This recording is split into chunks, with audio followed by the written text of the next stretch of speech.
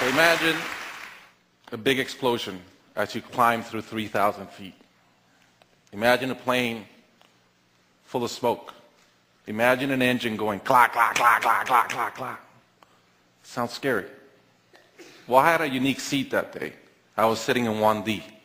I was the only one who could talk to the flight attendants.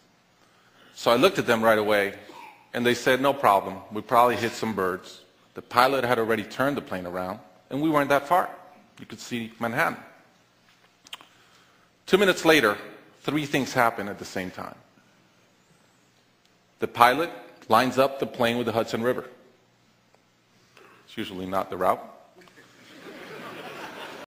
Turns off the engines. In a plane with no sound.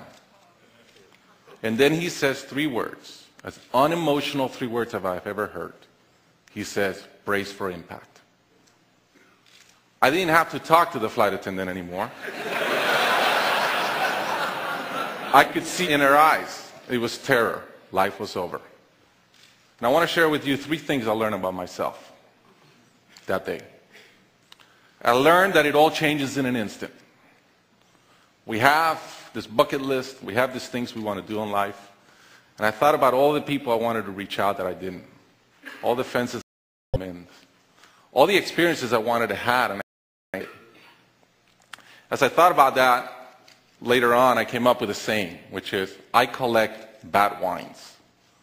Because if the wine is ready and the person is there, I'm opening it. I no longer want to postpone anything in life. And that urgency, that purpose has really changed my life. The second thing I learned that, and this is as we clear the George Washington Bridge, which was by not a lot, I thought about, wow, I really feel one real regret. I've lived a good life. In my own humanity and mistakes, I've tried to get better at everything I tried. But in my humanity, I also allow my ego to get in. And I regretted the time I wasted in things that did not matter with people that matter. And I thought about my relationship with my wife, with my friends, with people. And after, as I reflected on that, I decided to eliminate negative energy from my life. It's not perfect. It's a lot better. I've not had a fight with my wife in 2 years. It feels great. I'm no longer trying to be right. I choose to be happy. The third thing I learned, and this is as your mental clock starts going 15, 14, 13, you can see the water coming. I'm saying, please blow up. Right? I don't want this thing to break in 20 pieces like you've seen in those documentaries.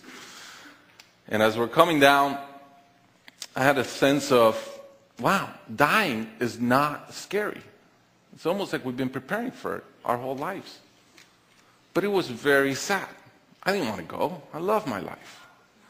And that sadness really framed in one thought, which is, I only wish for one thing. I only wish I could see my kids grow up. About a month later, I was in a performance by my daughter, first grader, not much artistic talent, yet. And I'm bawling, I'm crying like a little kid. And it made all the sense in the world to me. I realized at that point, by connecting those 2 dots, that the only thing that matters in my life is being a great dad. Above all, the only goal I have in life is to be a good dad. I was given the gift of a miracle, of not dying that day. I was given another gift, which was to be able to see into the future and come back and live differently. I challenge you guys that are flying today. Imagine the same thing happens on your plane, and please don't. But imagine, and how would you change? What would you get done that you're waiting to get done because you think you'll be here forever?